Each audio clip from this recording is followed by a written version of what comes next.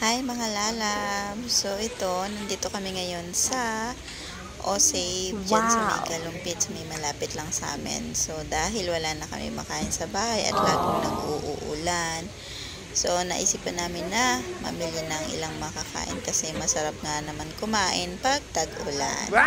So ayan, anak ko dyan nagbibideo, sabi niya alam daw ba yung bibideo niya, yung paninda o ako. Ayan, so sabi ko kahit saan itutok mo, i-video mo yung paninda, tsaka ako, ayan. And then hanap-hanap kasi hindi rin sila mahilig sa mga biscuit, so umiikot kami, talagang gagamitin lang sa pagluluto. Ang kinuha ko at ilang dilata at yung mga kailangan pa natin, pinag-iisip ako, alam ko kasi meron pa kaming noodles, so iniisip ko kung bibili pa ako o hindi, at wag na daw, kaya napakamutuloy ako sa ulo ko, sa batok ko. Ayan, so kumuha na lang ako ng gatas kasi bala ko ako magsopas or magsampurado pag umulan ulit. Diba, masarap yun pag tag-ulan. Ayan. Ayan, alam na ako masabi tuloy. Sorry. And then, ang hirap pala mag-voice over. Grabe. Si AC nga pala yan yung bunso ko. So, this time, nandyan na kami sa kabilang side ng store. So, dyan sa mga mid-section, kumbaga.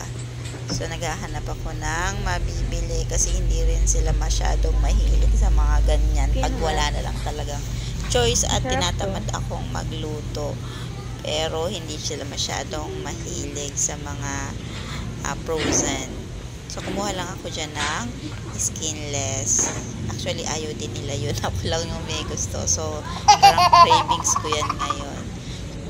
At kung makikita nyo, ilan beses ako nagpabalik-balik kasi wala, namimili talaga ako ng kukunin. Kaso wala akong magustuhan kunin kasi hindi rin talaga nila kakainin, magtatagal lang dun sa freezer namin. So, naalala ko na wala nga pala akong suka. So, pumunta ako sa may mga suka toyo.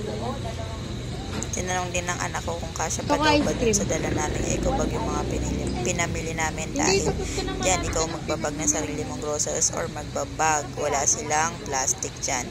And then, ayan, yung anak ko sumingit yung bunso ko. Ayan. So, yan, tapos na kami. So, pauwi na kami yan. So, minabilis ko na yan. Nasa bahay na kami. Actually, naayos na nila yan. Pinaayos. Pagdating, inayos na nila sa mga lalagyanan. So, naakas na ba nila, kumbaga. So, kumakain kasi ganyan ako ng balot. Sabi ko sila na mag-akas. So, very good yung aking mga girls kasi nailagay na nila sa dapat na paglagyan. So, marami na naman stock. Happy na naman ang mga kidots. Yun lang po. Salamat!